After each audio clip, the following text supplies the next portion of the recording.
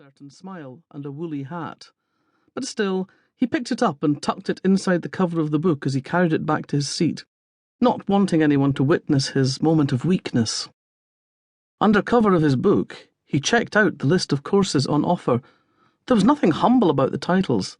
Mastering the Art of Memoir, Mastering the Art of Lyric Poetry, Mastering the Art of the New Gothic. And finally, tucked away at the end like the mad ant on the Christmas card list, Mastering the Art of Storytelling. Gavin bit his lip. It held out a promise that was hard to resist. A 12-week evening class, anatomizing story structure and revealing the tricks of the narrative trade. For the beginning writer struggling with plot, story and theme, led by distinguished thriller writer Charles Arthur. Gavin wasn't entirely sure you could be distinguished and a thriller writer, but he was willing to suspend his cynicism. He'd read a Charles Arthur novel once. It had been one of half a dozen books abandoned in a holiday cottage. The prose hadn't been up to much, but Gavin remembered the story had hurtled from twist to twist, unlikely events stitched together with a skill that produced the appearance of sense. Perhaps Charles Arthur was exactly what he needed. There were 16 of them. Usually when confronted by strangers, Gavin's primary directive was to add to his mental database of characters by cataloguing appearance, accent, verbal idiosyncrasies and physical habits. But that Tuesday evening he deliberately put that on hold so he could cling fast to Charles Arthur's every word. It didn't take Gavin long to realise that "Call Me Charlie" employed a teaching technique often assumed by those who don't actually have that much to say.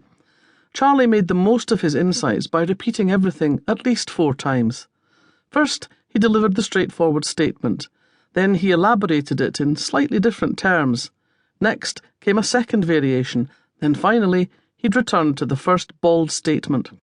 Once the methodology became clear to Gavin, and he understood he only had to listen to a quarter of Charlie's words of wisdom, he relaxed and allowed himself to check out his fellow students. He didn't get far. He nailed the salient points of an elderly woman with badly dyed hair but surprisingly expensive-looking shoes and handbag, followed by a man of indeterminate age with the sagging jumper and straggly beard of someone with only 3 mates who could all list FA Cup winners and Christmas number 1s from the dawn of time. And then Gavin stumbled to a halt. She looked like a waif crossed with a wolf. She wore a black leather vest zipped up to the hollow at the base of her throat. Not a hint of cleavage, but the promise of well-shaped breasts beneath. Her arms were bare. Well, technically he supposed they were bare. The flesh was uncovered, but scarcely exposed. Complicated, subtle tattoos covered her from wrist to shoulder like well-established vines over a pergola. They seemed to be derived from the complex designs of Chinese porcelain. Gavin's throat was suddenly dry, his tongue huge in his mouth. He looked back at Charlie in a bid to stay calm, but his eyes drifted back to the woman. Her hair was thick and dark, cut short and choppy. In profile, her features were well defined. He recoiled from the word chiselled, but it kept slinking back, annoyingly irresistible. Her eyes were the blue of indigo jeans, and they were fixed on Charlie. She was concentrating. That much was obvious. What was also clear was that she wasn't exactly impressed. Gavin tried not to stare. It took a conscious effort, but he managed to focus on Charlie, at least with his eyes. Eventually, Charlie came to the end of his spiel. Gavin would have struggled to offer any kind of summary, but now apparently they were being set an assignment.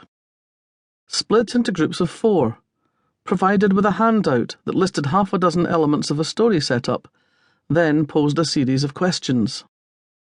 "This is the starting point for a story," Charlie said. "It might be a short story, it might be a novel, it might be a screenplay, that's up to you. What I want you to do in your groups is to brainstorm these bullet points and questions and come up with a plot line. You've got 20 minutes to work on that before the end of class. Your assignment for next week is to take that plot line away and write your version of the first 1,500 words of whatever it is." He spread his arms in a gesture of generosity. "Enjoy yourselves." Then he turned away and opened his iPad. They were in the same group. Gavin didn't even have to engineer it. They fell naturally together along with the bad hair dye woman and the straggly beard bloke. The woman with the tattoos, and, it turned out, the black jeans and biker boots, was Natasha.